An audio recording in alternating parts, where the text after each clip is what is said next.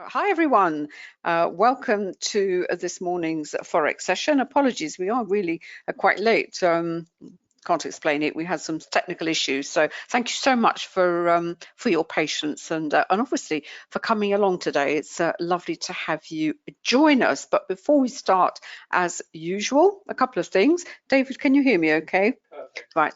If David can hear me, I know you can hear me.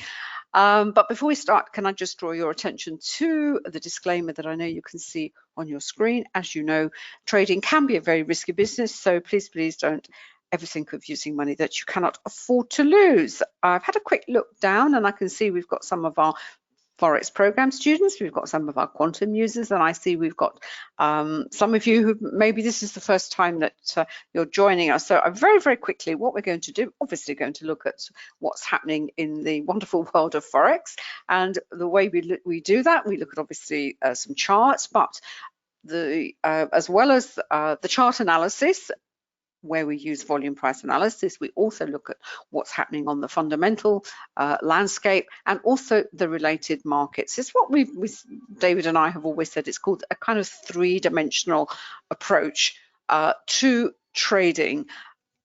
Everyone starts with the chart. We know that, you have to be competent in reading price action, hopefully with volume as well. But markets don't move in a vacuum. There are drivers for the price action, and it's being able to understand not only what is driving the price action at the moment, but what is likely to be driving the price action moving forward. And there's been a really nice example of that with regard to the Aussie dollar, which I just want to cover for you and maybe give you some tips, as it were, for what to look out for the next time around, because within this market, in particular, I think with regard to the fundamental releases and what the central banks are up to, we know when they are going to come along. There are many calendars out there, so we're never caught by surprise. We might be surprised by the result of the release, the numbers that are released or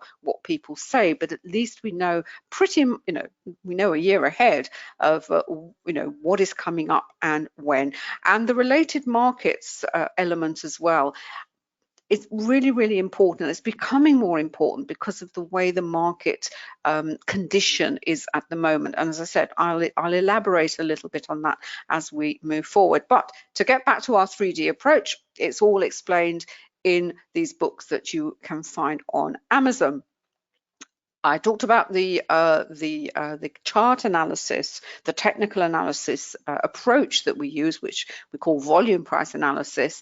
And this is really, I know those of you who've seen, I think, the schematic many times before, but it really does explain. There are 5 key principles, concepts to VPA. We obviously the price action, the volume.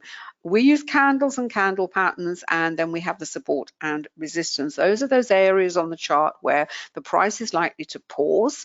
Is it going to reverse, or is it simply a temporary pause point in the primary trend, either higher or lower? And it's being able to identify them. Now, we identify them using price-based, a price-based approach, but we also use a volume-based approach. And again, you'll be able to see that on the charts that we're going to have a look at. And on top of that, once you've got this basic concept, you can then build on it with indicators, standard ones. We have proprietary ones, and we say it's overarched with time, and that's not just the time of the time frame that you trade, but also looking at multiple time frames, particularly when it comes to support and resistance, because you get something called confluences. So, if the time frame you're trading, say a 5-minute chart, and something stops and you think, oh, it's suddenly stopped, and there's no obvious reason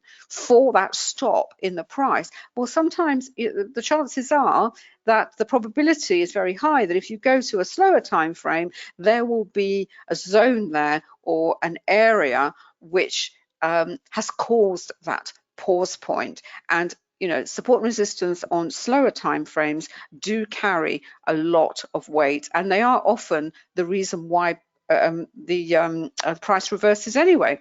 What we've done for Forex is we've developed these very, very specialist indicators, because this market, I think of probably all the 4 capital markets, is very much about levels and very much about what we call flow. That's the flow of money into the buying and selling of individual currencies, first of all, and then how that's reflected in the various pairs. And these 4 indicators really give us a global picture of those flows. It starts with the individual flows on the currency strength indicator, but you could say it's a currency flow indicator, what's being sold, what's being bought. Then the matrix ranks them to the pairs. The array gives us the strength of the move in the buying and the selling. It's like the strength of trend, if you like. And when they come to these extremes, those are the points that potentially you could have a reversal. Sometimes it's a tradable reversal, sometimes it isn't. It's simply that, a pause. That's when we go to the chart and we look at the concepts of VPA. And finally, we have a heat map which actually takes all 28 currencies and ranks them, and you can see what's happening across the multiple time frames. And finally, the next step that we took after developing those indicators, we've actually have a Forex program. As I said, I know we've got some of our students with us here today, our traders, and it really does cover, we believe, everything you need to know to be successful. It doesn't mean to say that there aren't people who who aren't successful because maybe they just look at one chart in one time frame. Absolutely. What we've done with this is we've put together what we feel you need to know to give you the kind of background to this market. The information that you have there, the knowledge and the skill, you have that for life. And much of the knowledge and the skill in this program is actually applicable to not just Forex, but to other markets as well. And what we've added is we've added the option for you to become a funded trader, because another issue with, obviously, with any kind of trading, not just Forex, is you do need a certain amount of capital. You do need money to start. Now, I know there's lots of marketing out there that says, you can start with $100 and 6 months later you'll have $1 million. Maybe there's someone out there who has done that. David and I have never actually come across anyone like that. We've met lots of people who have lost millions of dollars, but sadly, not anyone who started with 100 and made $1 million in a very, very short space of time trading. But what it does is, to give the traders, our students, the opportunity to handle a large account. That's what the funded program is there for. And you work your way through the different levels, and with success you can get up to $2 million. And yes, we are having successful traders who have started at what we call the evaluation level, and now they have moved up. And I also have to say with this, what it does, it gives you, you will then have a track record. If you work your way through a program like this, the funded program, you can take that skill that is transferable into the world of prop trading, into, if you like, the institutional side, because you have a track record. As I said, it's not just to give you a sense of what it's like to manage a large account, but it is also giving you, it opens a door to many, many other opportunities. Right, I think I know David, he will talk a little bit more about the funded program later. And if you've got any questions about that, please just drop them into the chat box and we'll certainly answer them. Or you can email me, anna@annacooling.com, or david@quantumtrading.com, and we're more than happy to answer any questions on anything really that we say, the indicators, VPA, or the program. Right, a very quick look at what is happening today.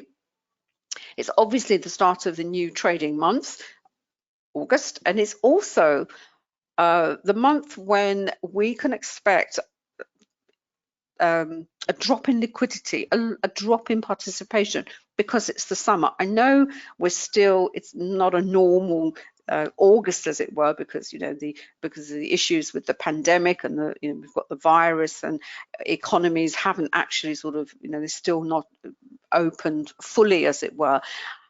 But August, traditionally, people are still going on holiday, certainly in the major financial centres. So liquidity does tend to drop. Now, what that happens is you will get heightened volatility. You're going to get volatility from as a result of the fundamental news about what's going on to do with the virus, what's happening in China, etc., etc. Those factors that will cause volatility, but it tends to be amplified in August because you have this reduction in liquidity. And what we always say, that when you have heightened volatility, you have a number of options. You can choose not to trade. You can say, no, I'm not really comfortable with the heightened volatility.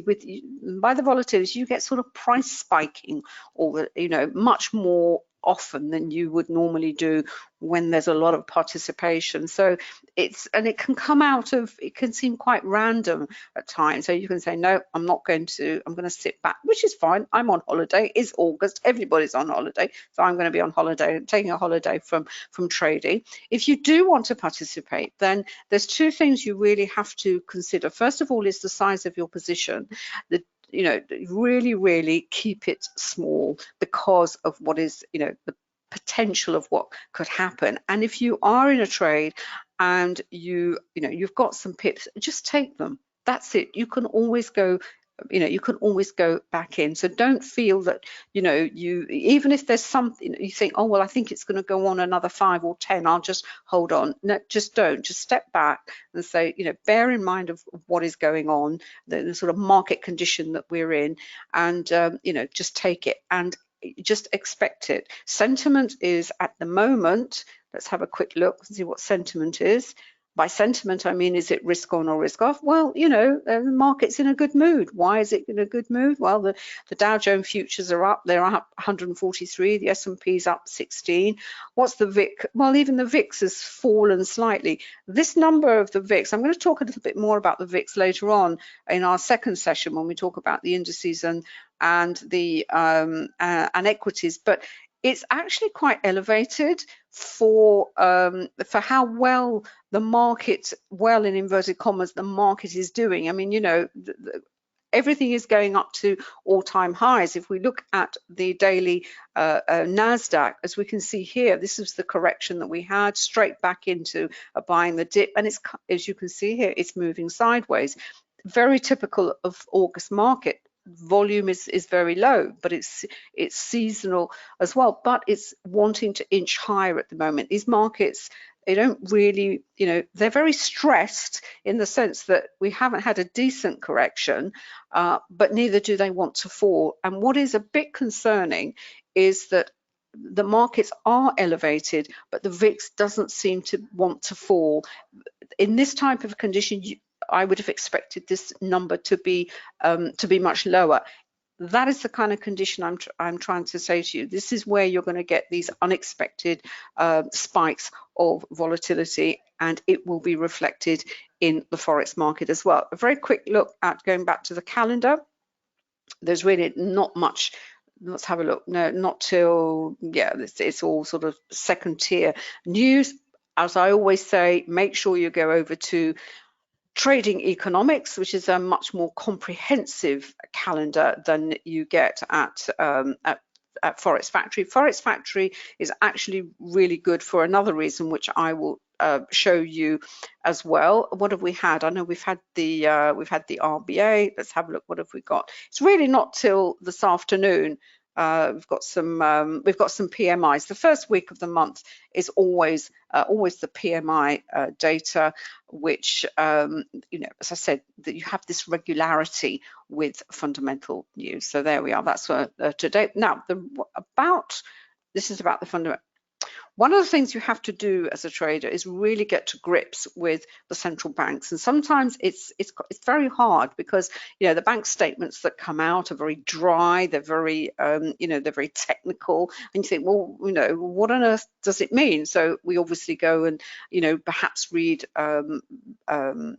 we have our news feeds that interpret this for us. But the really nice thing about Forex Factory is if when you highlight the actual release, this is the RBA statement, you do get the option for the interpretation. For FX Street's very good. This is the RBA itself. I have to say about the RBA, it's one of the few of the central banks. It's fairly straightforward. You know, even if this is the first time you're reading this stuff, it kind of makes sense. So you know, skim over it, and because it gives you the kind of tone and how they communicate, because central bank communication is absolutely key to understanding what is likely to happen with the currencies. And it's really, and as I said, with the Aussie, it has been it's been such a perfect example, and I'll explain that to you when we have a look at the one particular Aussie pair,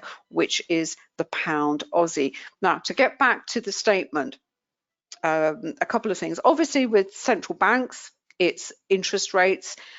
You know, interest rates aren't going anywhere at the moment simply because you know, I know inflation is moving higher, but it's supposed to be transitory, so the central banks are going to ignore it, and interest rates are not going to be raised, certainly not by the RBA. But what is important with the RBA is this issue of what they call tapering. They've been bond buying, and they have signaled to the market that, you know, yeah, they're going to do it, but you know, this is going to come to a stop. And I think they was even talking about beginning to think about it in September. So market's expectation has been, are they going to deviate from what they have put out there into the market? And this is what the reaction to fundamental news is. What is the expectation?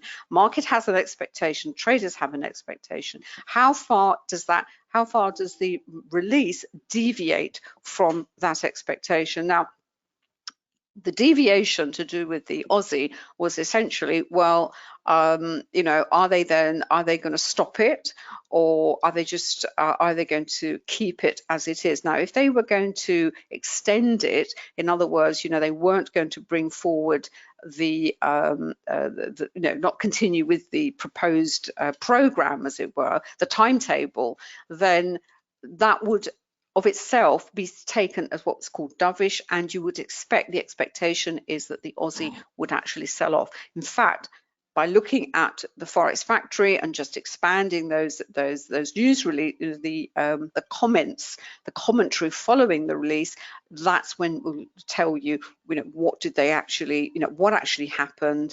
And it also helps to explain the price action. So when you start out, it's not easy to understand directly. You can read the, you know, what the bank has said, but to help you put it in, to give some context to it, Forex Factory is absolutely brilliant for that. But there's two other things that come into play with the Aussie. First of all, the Aussie is obviously a commodity currency, and commodities, in times of in inflation, they do rise. So although the Aussie, you have to see whether it's going to be a strong or weak currency by what the central banks have got to say. You also have to look at what's happening in the commodity space, and in particular at the moment is to do with copper. We haven't talked about copper before in this in this session. I know we talked about copper in our second session. It's quite interesting with copper at the moment. Copper has had a really good run. It's had a bit of a pullback, but it's moving back higher at the moment. Copper acts as a kind of barometer for the economy, and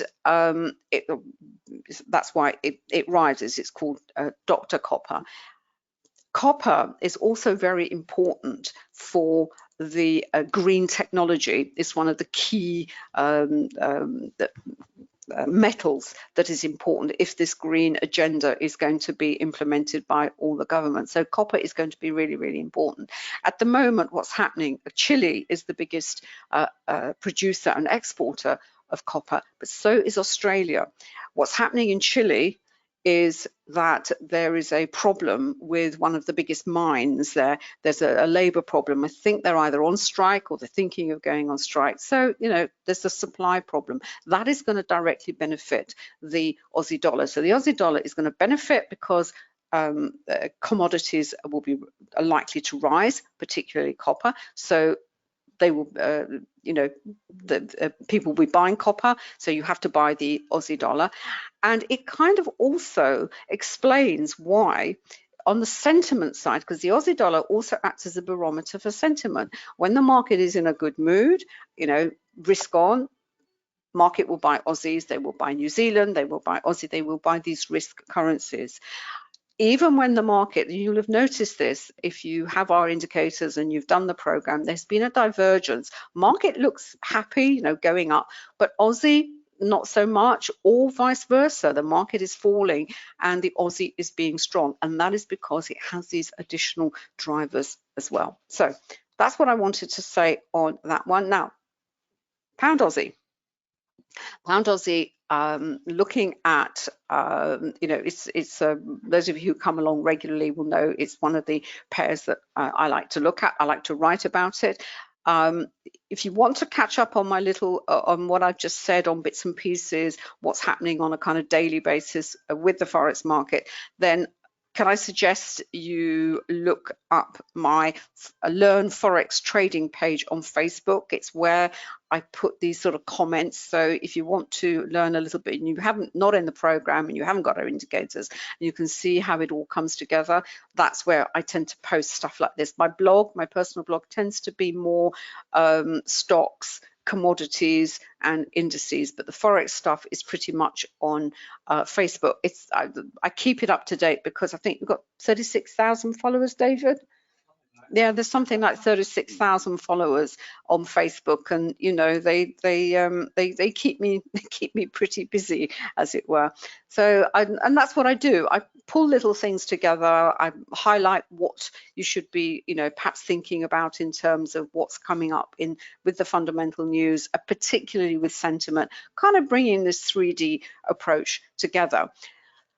This is my MT4 platform. I've got 5 charts here. I've got the daily, I've got the hour, I've got 15, the 5, and I've got the Renko chart. I do tend to stick to the faster time frames. I mentioned earlier about levels, how important it is to identify those levels on your charts and in multiple time frames. And what is really interesting about the Aussie dollar is, in fact, if I expand the, in fact, let me just change this. There's the wrong one here. Let's have a look.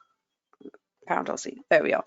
I've got the CSI under here. This is the individual currencies. This is the Aussie. This is the pound. This is the RBA. This is when, you know, the market, as I said, the Aussie was strengthening. Then we had a period. We've had a period of sideways price movement. We've had congestion.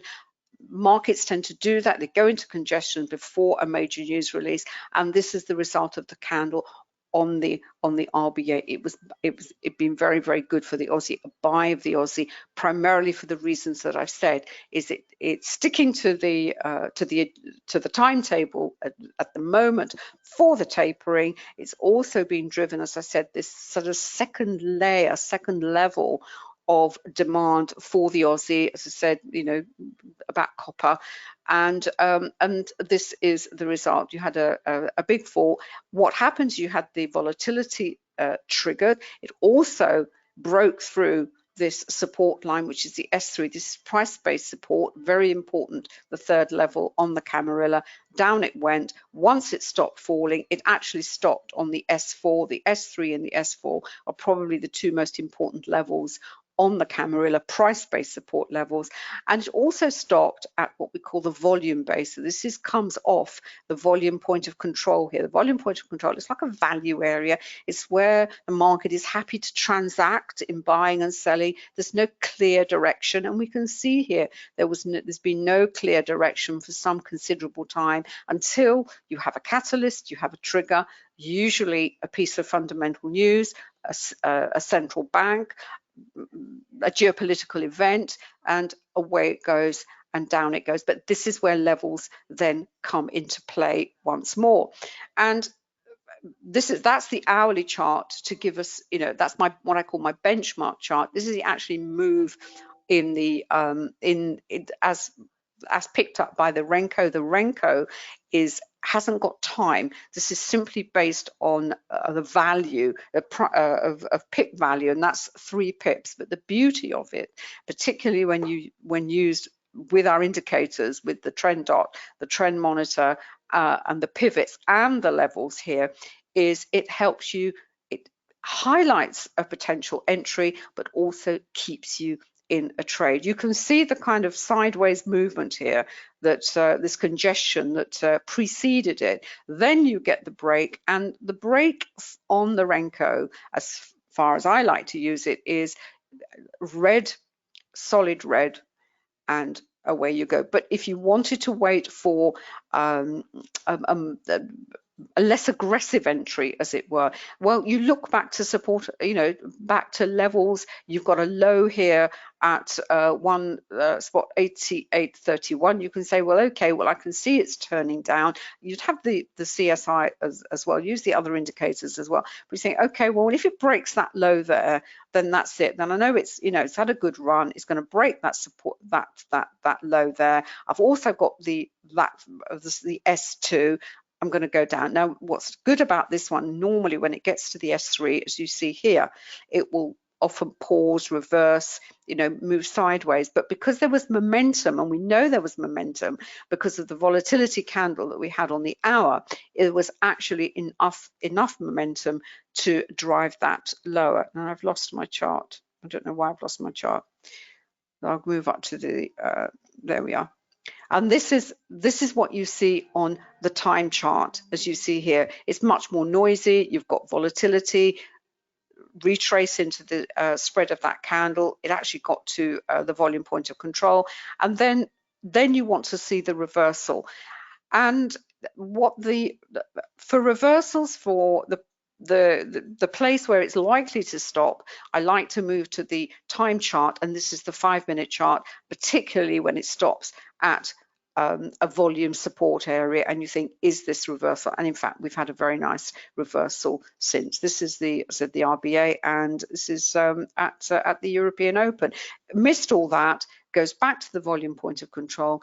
Is that a possibility for a trade? Yeah, it looks like a perfectly acceptable little trade there. Beyond the third level, come back to retest. You kind of play with the levels in the different time frames and using the Renko for your entries. And I do beg your pardon, I think I've lost that. So pass over to David, because I shall try and get my charts back.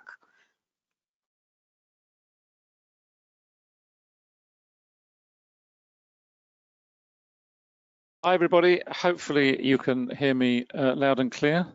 See my charts? Yep.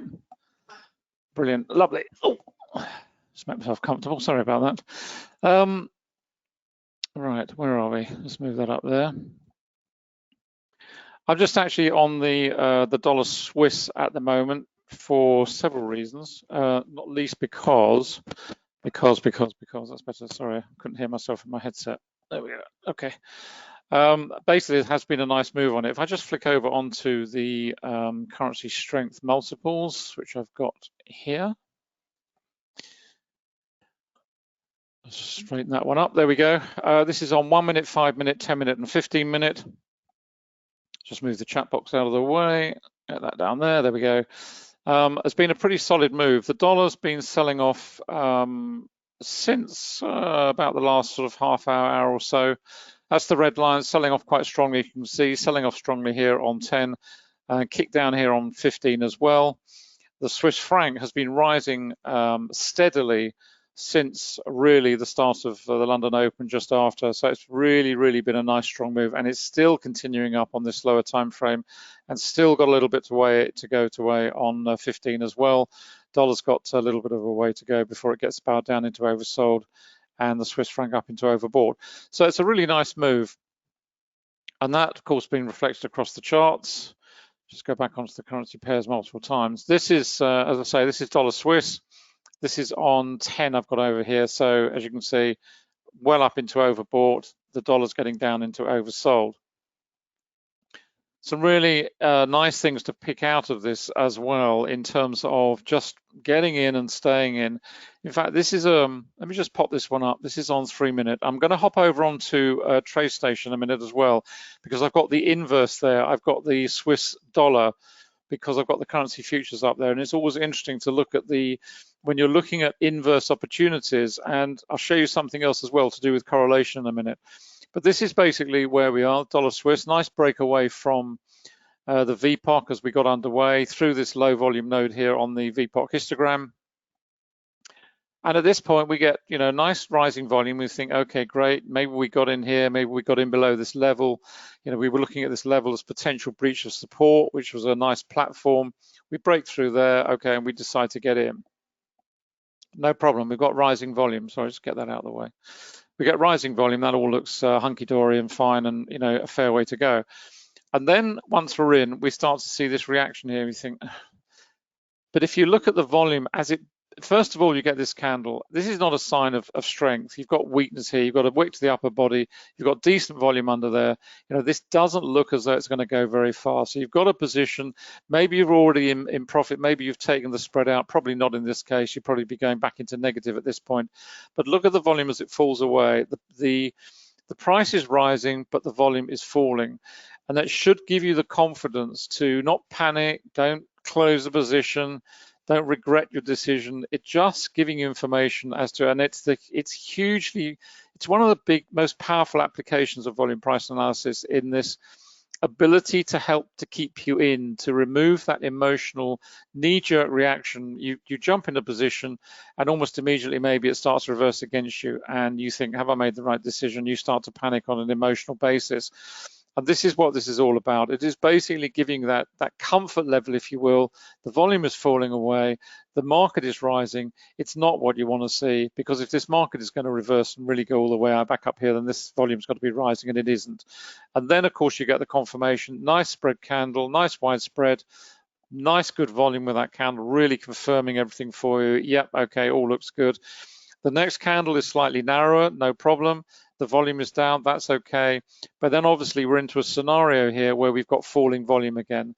So in exactly the same way as you look at falling volume here under a rising market, you've got exactly the same scenario here. You've got falling volume in a falling market, which is also telling you that this is now starting to run out of momentum. It's running out of sellers, in other words, because what you want to see in a rising market is more buyers coming into the market, in other words, volume rising. When a market is falling, you want to see more sellers coming into the market, so you want to see volume rising as well. I know it's slightly counterintuitive. We're all familiar with gravity and taking effort to rise, but it also takes effort to fall. You need to see volume coming into the market. So what we're actually seeing right now is we're seeing this particular move starting to come to an end. The volume is falling away. We've got a little bit of buying coming in on this candle here because we've got decent volume there, but a very narrow spread. So we've got some buying coming in. So the buyers have stepped in there a little bit. The trend monitor, however, is still bright red. It hasn't changed color. It hasn't gone to one of these transitional colors of a darker red and maybe into darker blue. It's just still bright red. So it's just helping again to give us the confidence to stay in. And what you'll also find once you get to these extremes on the VPOC, you'll often find this occurring where you get congestion phases building and sometimes also reversal. So just be aware when you get to the edges of the VPOC of what is going on in terms of the histogram. But if you look at it across the piece, we've got a little bit of color change here on the trend monitor, transitional colors here a little bit. On 3 minute, we're still bright red. On 5 minute, we're still bright red. On 10 minute, we're still bright red. And actually, we're bright red over onto the daily as well. So, still a little bit of a way to go, perhaps. Let's just pull over the, let's just pop this up. This is on Trading View. This is the 4 primary indices. Top left is pound. So this is currency indices you're looking at now, all on 5 minute. This is the yen. So the yen is starting to roll over, although it's been in pretty much sideways for most of the morning.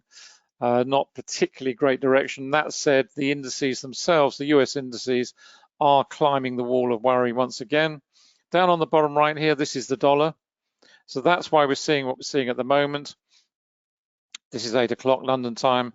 So it's been pretty much sideways, but then we started to see it roll over a little bit in the last sort of hour and a half or so. And then finally, that's the euro on the right-hand side there. So that's what's going on in terms of the driving indices, sentiment, dollar, what have you. But what I also wanted to show you was this. If I pop this up, this is on TradeStation. First of all, this is radar screen. This is on TradeStation 9.5. So this is being driven by Interactive Brokers, the Interactive Brokers data feed. So if you have an IB account, you can link it straight through onto a TradeStation account, run it on 9.5.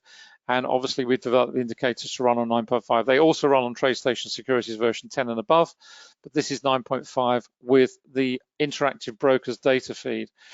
As you can see on the left here, I've got the 6A, which is the Aussie future, the 6B, which is cable, 6C, which is CAD dollar, not dollar CAD, because it's inverse, because everything in the futures world is quoted against the dollar as the counter currency, Euro dollar, New Zealand dollar. And the beauty of radar screen, I've got all the indicators. I've got several of the indicators up here. I've got quantum trend monitor, I've got the trends, and I've got the volatility.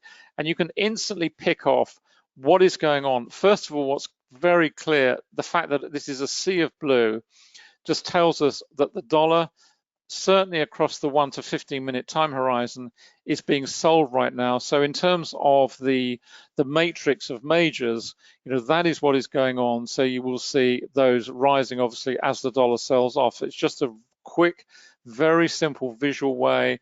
We've got the trend monitor here, and we've got the trend dots here, and they're just signaling that loud and clear across the time horizons. And then you've got the volatility indicator on the right here. It tells you when was the last time we had volatility. Tells you instantly 5 bars ago. This is on euro dollar. 1 minute ago we had a volatility trigger 5 bars ago, but there hasn't been a great deal of volatility. There's one coming in now in 1 minute on the 6 Aussie up here. So it just picks all that information up really, really quick for you. What I wanted to show you was really this one here. What we were looking at over on NinjaTrader was the dollar Swiss. This is not the dollar Swiss, this is the Swiss dollar. So basically you are looking at the inverse of what we're looking at over on NinjaTrader, because in NinjaTrader, in spot markets, it's dollar Swiss, and in futures markets, it's Swiss dollar, it's the inverse. It's just a really nice way of looking at inverse price action. And the reason I highlight it is because the correlation between euro dollar and dollar Swiss used to be quite strong. In fact, it was very strong. And I'll just show you on the NinjaTrader platform, because there's a neat little tool there that shows you correlation. But I just wanted to highlight it here. You can see it for yourself. It's just a great way. You get an inverse view of volume. You get the indicators obviously working in an inverse way, if you like. They're a different color to what you would expect. And it's just a really, really nice way of seeing things upside down, because you get a completely different perspective in terms of the volume price analysis relationship, and it just confirms what is going on over on the spot market as well. So if you have a futures account, this is a great way to use, certainly in terms of that particular currency pair at any rate. If I just drop that out of the way for a moment, let's drop that down. Okay, it looks as though we're carrying on down, which is nice. Still red. You can see the trend monitor's bright red across there. All good. What I wanted to show you was this, because it's quite interesting. Just go to the control panel. I wanted to pull up the FX correlation, which you can find elsewhere. There's a very good site called masaf.net, which has a lot of interesting stuff on there. Correlation is certainly one of them. But the reason I wanted to show you this was because if you look at the dollar Swiss, which is here, and if you look at it in terms of correlation against euro dollar, which is here, the correlation is, well, there is no correlation. As a rule of thumb, correlation, you can say, is reasonably well developed if it's above 0.8, either negative or positive.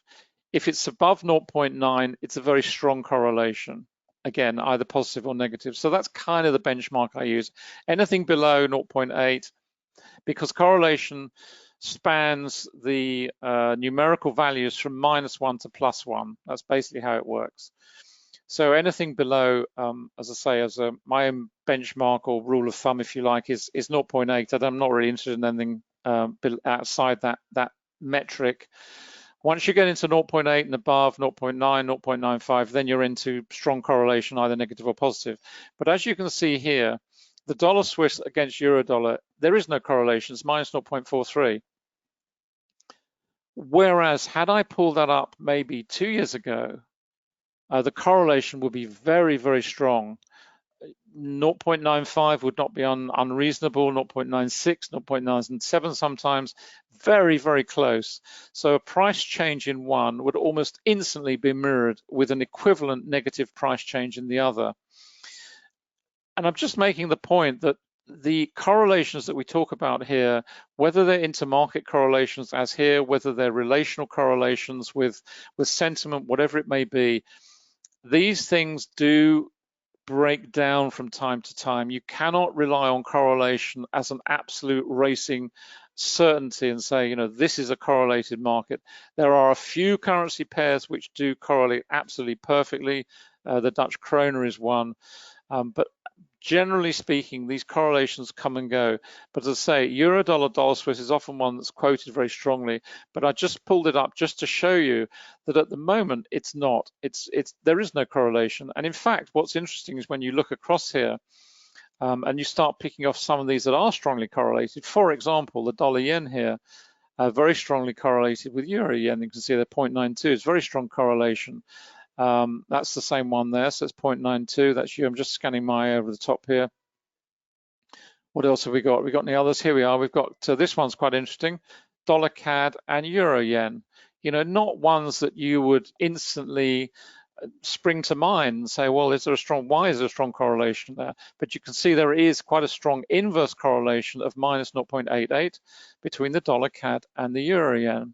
It's just, you know, I put it up here just to make you think occasionally, just, you know, what is correlating with what, and also to highlight the issue, particularly the dollar Swiss and the euro dollar, because they are most certainly not correlating, and they have not been correlating for some considerable time. Yes.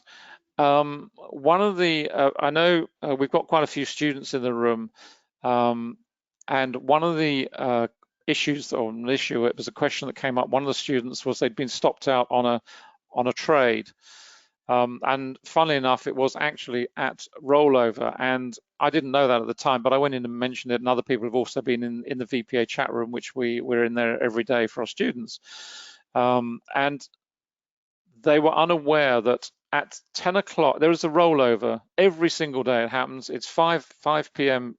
Eastern Standard Time, EST, and it's 10 o'clock for us in the UK. And that is when rollover happens. And rollover is basically when all these spot contracts are settled and rolled over to the next day.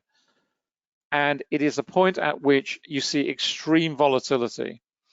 There is low volume, extreme volatility. It's extremely profitable for the market makers. It's one of the most profitable periods of the day because the prices are racked about over huge ranges, sometimes 20, 30, 40 pips at a time. If you sat and watched it, you'll be horrified. The reason I raise it is because it is one of those events, and it's one of the things we cover in detail in the education program, amongst a myriad of others. If you are holding positions, particularly scalping positions, and you're trying to trade through rollover, you will be absolutely chopped liver, I can assure you, because you will need a stop of something like 30 or 40 pips on some of these pairs to actually survive it. It's literally as savage as that. Don't take my word for it.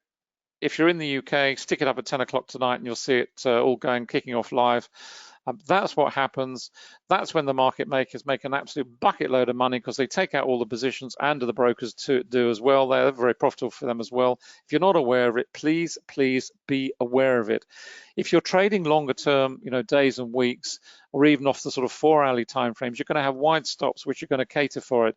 But if you're trying to scalp through that period, particularly if you're not in the UK, maybe you're in the southern hemisphere and you're scalping at that time, please be aware of it. It's a savage time, and it's just money for old rope as far as the market makers are concerned, and the brokers too. It really is just payday for them. Every single 24-hour period, there's another big payday comes in for them. So, you know, I make the point, just please be aware of it. The London fix is also quite hairy. That's 4 o'clock London time, our time, UK time. Again, in the run up to that, you will see a lot of volatility. You'll see moves on low volume. You'll see, various prices. If you've got prices that look, support or resistance levels, you'll see all sorts of stuff going on. But again, very volatile. It is an opportunity to make money, but you really got to know what you're doing, and you've got to be aware of the fact that this is what's going on. It's the London fix at 4 p.m. and it lasts for. There's generally a period when you run up to it with sort of 10 minutes or so, maybe 15 minutes beforehand, when all the major international banks position themselves, and then there's a bit of a washout afterwards. So it goes on for about, I don't know, 20, 25 minutes, something like that at that particular point. Again, it's a time at which if you've got a tight stop on there, you'll probably get ripped out of the market as well. There we go. I've got lots more to say, but we're running quite late at the moment. So do you want me to pass back to you, darling? You've got it. Okay, let me pass back to Anna. This move is still tracking on down. You can see the dollar here, still moving lower. Still a nice move. And again, nice little example here. Market trying to rally. What's happening? It's weak. The volume's falling away. It's tried to rally, but really on very light volume. So we're carrying on down to the next leg. Trend monitor's keeping its in. It's all very nice. The Swiss franc is up here. Yes, it's very, very much overbought. Does that mean it's going to roll? It will roll for sure. It's not a question of whether it will roll. It's when, and that's the key. You have to wait. Be patient. I'll be now eyeing this up at the top here, waiting for a roll at some point. I'm trading off the extremes. If I'm trading reversals, that's what I'm looking for. If I hop over onto the multiple CSIs, just finally, and I'll pass back to Anna. Currency strength multiples, there we go. Right, my eye is always drawn top and bottom. What's going on top and bottom? Yeah, fine, okay, these are rising strongly. New Zealand dollar, nice strong momentum in there, really strong move, lovely. New Zealand dollar, yeah, nice move. What have you, but I'm up here, I'm up at the Swiss franc up here, the dollar down at the bottom, got maybe the CAD down here as well. This is up here, the pound might be up there later on, and I'm now looking for the opportunity of possibly a reversal. It's already starting to happen down here in terms of the dollar. The dollar's starting to kick up, but the Swiss franc isn't. So what I want to see, obviously, is I want to see this roll over, and if I'm going for the dollar, then I want to see the dollar curling up. But you have to be patient. You've got to wait. They will reverse. You just have to be patient and wait, and set wider stop losses as well to allow for the fact that this may not just roll over neatly for you in the next 5 minutes. This may well carry on. It may stay up here for an hour, maybe 2-3 hours, may roll over this afternoon. You've got to wait, be patient. The advantage you get, obviously, is you get in early. You get into the trend at the start. Your entry ticket of your price of entry is much higher because you put a wider stop loss on. But the advantage to you is you are then at the start of the trend, whereas everyone else, that's all gone as far as they're concerned. If they're jumping into a trend once it's underway, that's a tighter stop loss. Cost of entry is lower, but then so is the risk, but so is the return. Let me pass back to Anna.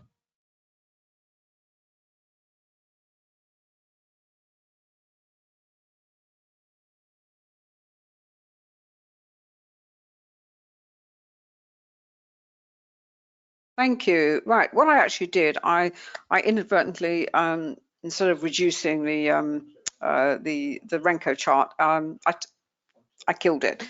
With the Renko on the MT4 platform, it's actually on an offline chart, and all you have to do is go back and open it again and put the template on. Right, this is a really interesting move actually, because it also, there's a couple of things I want to say.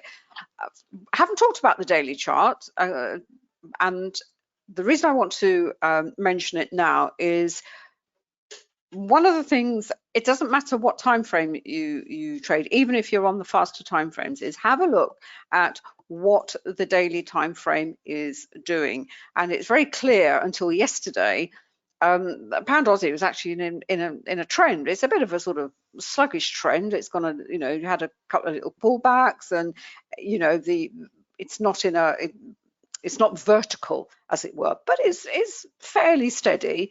And until Friday, and then you had a little bit of weakness came in on late Friday, and it closed with a sort of wick to the bottom of the candle, to the top of the candle. Now, the volume under here is it's not fantastic. It's not brilliant. I mean, markets do go up on, creep up on low volume, and it's a kind of a sort of not a warning sign. You think, okay, is this trend going to carry on? Well, it did until yesterday, and then we had, I suppose you would call that a bearish. It actually produced a bearish engulfing candle. But what's interesting, it actually stopped at, as I said, about this S3 level. Now, I know you can't see that, but there's actually a wick to the bottom. Maybe you can see it. You see there's a wick to the bottom of today's candle.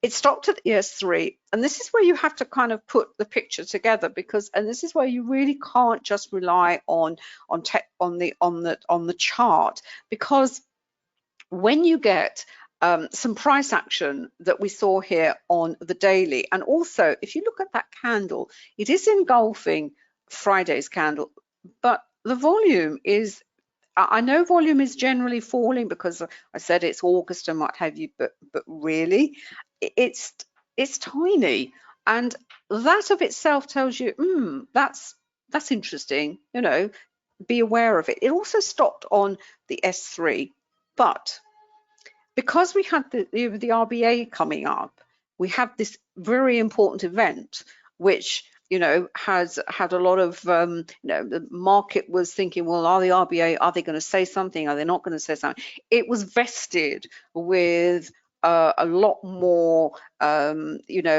ambiguity perhaps than it would normally have. And these are very strange times that we are living in at the moment.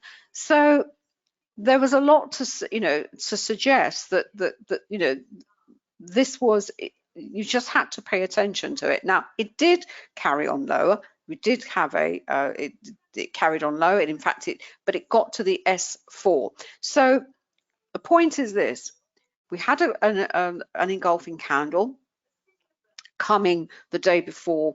We have a piece of news that is going to cause some reaction. If you take that aside and you look at, this is the primary trend higher, this is a pullback, a perfectly tradable pullback given the depth of the price action.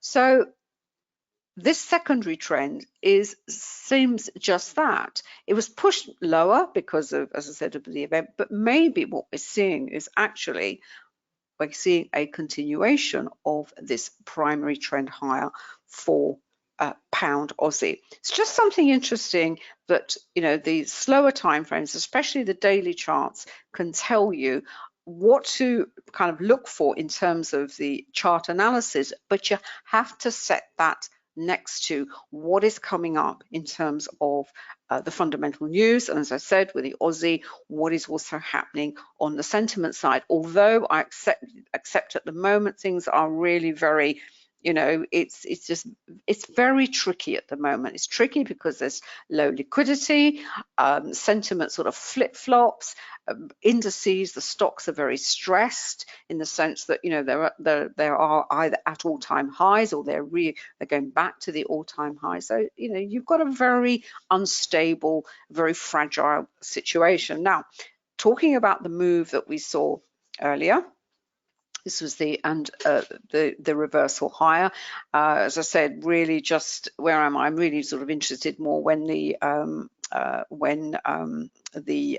London came open. Now, what's also happened is when we looked at it, it was actually at the volume point of control. The volume point of control is dynamic in as much that it marks the chart at the point where there is price agreement. Sometimes in market profile parlance, it's called fair value because it's not going in one direction or another. Once another area of the chart supersedes the histogram at the previous point, the volume point of control moves up. Now, from a a bullish or bearish perspective is the fact that the VPOC has moved higher is actually very positive, because it's giving some, it's providing a platform of support. So the VPOC itself can be seen in terms of support and resistance, as do the various levels that it produces in terms of, this is the areas where it moves from a high volume node and a low volume node. They as well can be markers, if you like, on your chart for support and resistance. Now, the question is, where is this going to? Because that is what we want to know. Well, first of all, we look back and we see volatility candles also of themselves give us high levels of themselves, and this also coincides with the R1 and a volume resistance up here. Crucially, on the hourly chart, I said the hourly chart is really, really important, is actually at the third level, which is the S3. Now, is there going to be enough momentum? Is there going to be enough volume to actually move it higher? And in fact, the hourly chart, if you don't want to trade the faster time frames, this is a really nice example where we have a volatility candle triggered because of the news.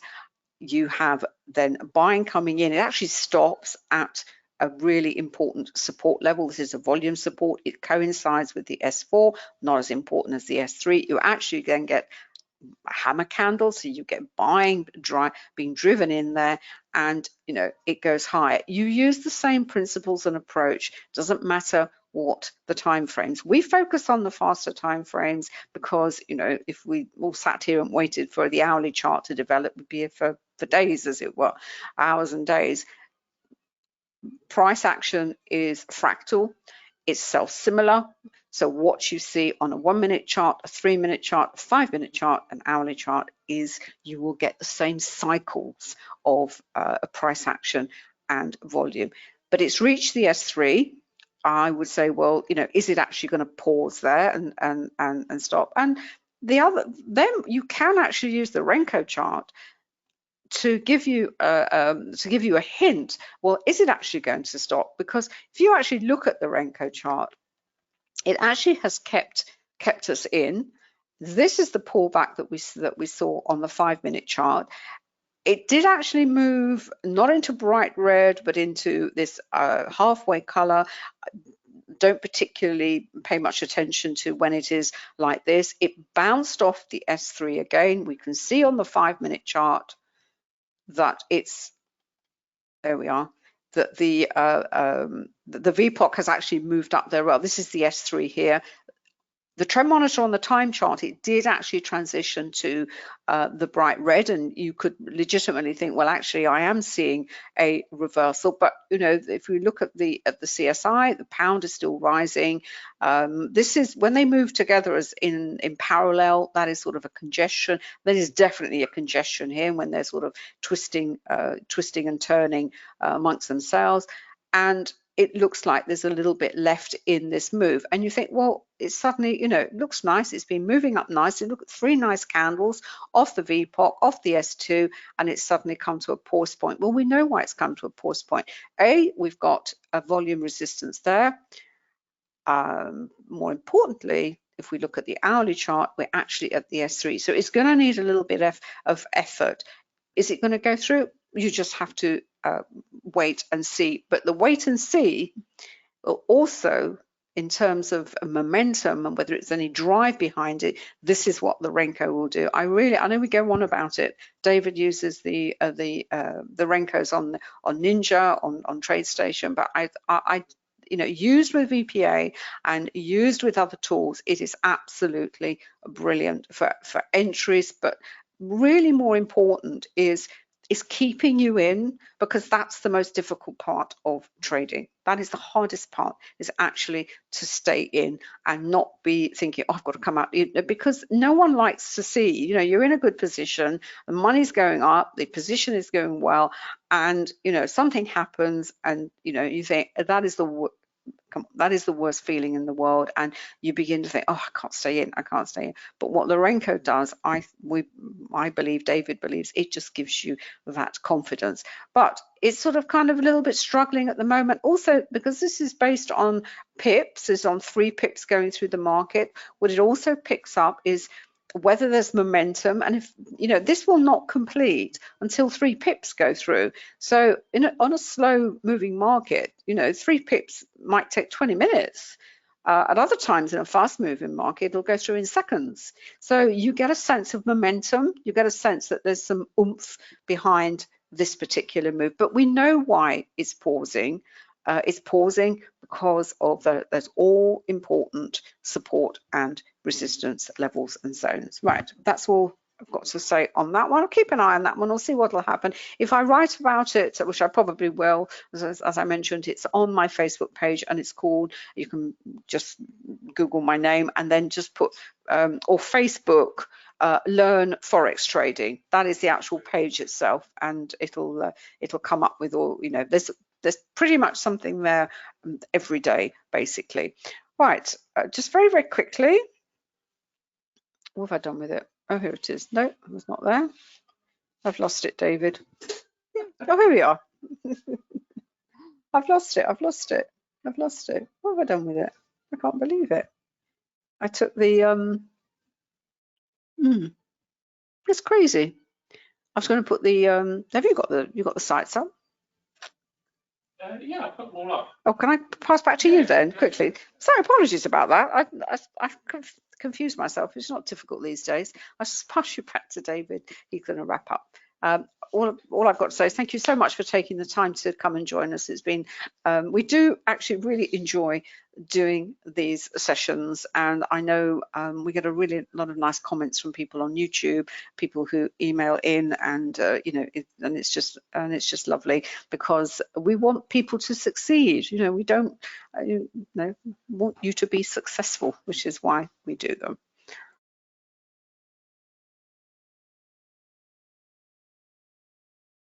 Hi everybody, welcome back again. Hopefully you can hear me and see my screen. Anna was talking about the Renko, and I've just literally before we wrap up, I've moved over onto, this is one I use a lot. It's one that is very popular with customers as well. This is multiple Renkos across multiple time frames. So at the bottom, I've got this on New Zealand dollar at the moment. We've got the 15-second, we've got the 30-second, and we've got the 1 minute time frame. And that is mirrored up here on the top level. So each of these is aligned. So this is 15 seconds. So what I've done with the Renko optimizer, you select the time frame, 15 second, and it tells you what the optimal brick size is here for New Zealand dollar at this particular point in the trading session.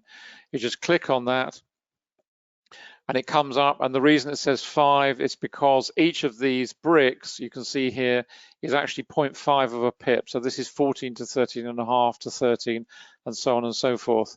If I go on to the 30-second time frame, do the same thing, just select 30-second. This was so cool on Ninja that you can do this. Click on that. That's telling us that's going to be 8.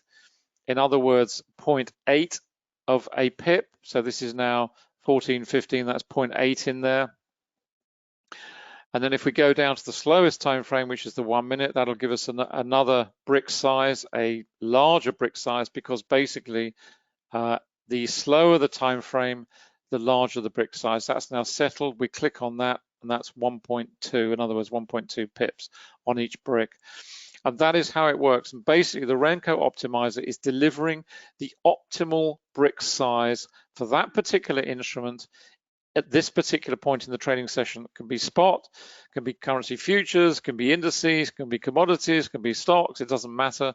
And it will automatically deliver the correct annotation. In other words, if you're trading gold using this approach, then you'll get it in dollars per ounce in silver, you'll get dollars per barrel in oil, and etc., pounds per ounce in copper and everything else. And on you go, and indices will obviously come up in index points, or they'll come up in ticks, but it delivers the optimal size. And then of course below there, you've got the equivalent in terms of a standard price chart, 15 seconds.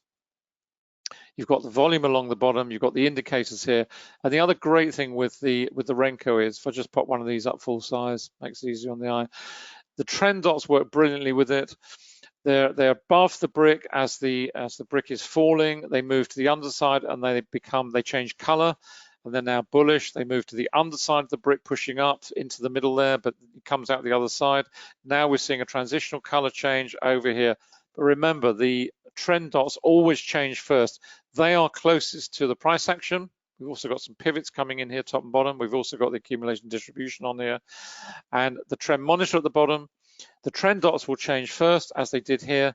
The trend monitor will transition second. So we had this bearish phase here. We had these little punctuations of price action coming in here. Not a flicker of a change on the trend monitor. We come out the other side and we come up here. No change here into bearish, into bullish. We get a straight through transition into bullish with just a minor transitional change there. But just remember, the trend monitor takes a more considered approach. And actually, while I'm on that point, one thing I just wanted to show you over on TradingView, because we get asked this question a lot. So I'm just going to pull over this from TradingView, just sort it out a little bit. There we go, there we go. Get rid of that. There we go. Just pull this over. I think I've got, and the reason I just wanted to show you this, just move that over there, move that over there. This is the currency array. This is with the new table that we've introduced. So the currency array, the currency heat map, the currency matrix have all been updated with this new wonderful table here, which wasn't available when we actually did the original development work on this. But this is basically the currency matrix. So I've got the currency matrix here and I've got the currency array here. And I just want to highlight the fact that it's a question we get asked so many times. What's the difference between the currency matrix and the currency array? And this is the primary difference. If I click on the settings here, the look back period here is 7, okay? If I go over onto the currency array and do the same exercise, if I can find it, there it is. Let's pull that up there. Right, if I do the same exercise, I've got a look back of 80. And the reason I highlight it is because the currency array and the currency matrix are very similar in the way they work and how to use them, in the way you use trend dots and the trend monitor. In other words, the trend dots work very close to the price action. They will change rapidly, much more quickly than the trend monitor. The trend monitor takes a more considered view of price action. And it's exactly the same here. The currency matrix here will move very rapidly. This is on, we'll be on 5 minute. These currency pairs will move very rapidly up and down here. This is much more scalping, but when used in combination with the currency array, what the currency array is doing is really smoothing out the oscillations, if you will. If you remember on that chart on NinjaTrader, you know, we had those little pullbacks and so on and so forth. What the currency array is doing, in a similar way to the trend monitor is doing, it is smoothing out those oscillations, those minor pullbacks, those little reversals, those little pause points. So please remember that when you're using the currency matrix and the currency array, their time horizons are completely different. The matrix is very close to the market. The currency array is step back, gives you those great trends, strength of trends, the slow sweeping up and down, whereas the currency matrix pairs will move much, much more rapidly, very close to the price action. So please just remember that. Okay, just very quickly to wrap up, point you where all the bits and pieces are. This is Anna's site, annacooling.com.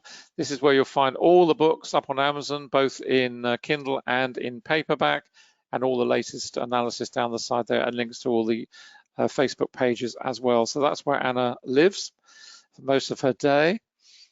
This is on, I'm quite sure where I'm on MT4 Quant. Let's go over on Quantum. This is the main Quantum site. This is where you'll find all the indicators, quantumtrading.com for MT45, NinjaTrader 7.8, TradingView and TradeStation. Remember, we've got two versions of TradeStation. The one I showed you earlier, which is 9.5 with interactive brokers as the data feed, or you've got TradeStation 10 and above, which is driven by the TradeStation feed itself with all the indicators there as well. TradingView, we're working on one last indicator on TradingView, which is using the table feature I showed you on currency array and matrix. We're actually going to create like a little radar screen there so you can put some of the indicators in. Once we've done that, we are then going to be moving over to do a load of work on NinjaTrader. We've got a lot of new indicators coming there, and we're also going to look at working on the what's it called, the panel, never remember the name, Market Analyzer. So we'll be working on Market Analyzer there as well. So we'll be spending quite a lot of time over on NinjaTrader, doing a lot of work there on stock, things for stock, and new indicators as well, and volume indicators there as well on NinjaTrader. So there's a ton of work for our development team to work on there.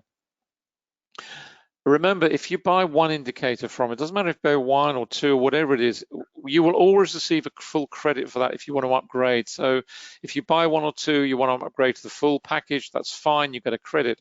If you want to upgrade to the education program, that's fine, you get a credit. You never ever have to re-spend, if you like. You always get a full credit for what you spend with us when you're upgrading, absolutely no problem at all. And the other thing also is you can move from one platform to the other at any time. We don't charge for that. Some companies do, which I think is absolutely outrageous. We don't charge for that, it's free. The only thing you might pay for is if there is a difference between the cost of the end product, in other words, the full packages, because they do vary in price, because some packages have more indicators. TradeStation, for example, has radar screen indicators. Ninja also has one indicator that perhaps is not available on MT4 TradingView. So that's all you pay for, but you certainly don't pay for our time for doing it for you. You know, it's outrageous. Anyway, it's only my hobby horse of mine. And in addition, if you invest in the full package, you will also get all future indicators free of charge. So if you're on the NinjaTrader package, you've got the full package, for example, you will get all the future volume indicators we're developing for that particular platform. Finally, the Forex program, Anna mentioned it. This is the complete Forex trading program. It is that because it is just comprehensive. Comprehensive doesn't really do it justice. I think there's something like 450 lessons in there and 250 to 300 hours of video. It's huge. It covers everything you possibly need to know. It covers all the stuff we've talked about today, and obviously tons more than that. There's 5 core modules down here: psychology, fundamental, relational, technical, and the mechanics of trading. And then all this a huge number of videos down here as well. Resources, webinar library, topic webinars, you know, what is trend trading, reversal trading, how to apply it, breakout trading, you know, will it suit you, what are the styles of trading?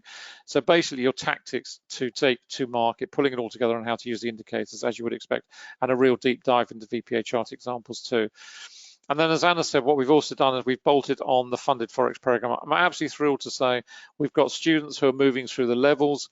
So they've started at the evaluation stage with 5, 10 or 15,000 accounts. We are now doubling that, we're multiplying that by 4.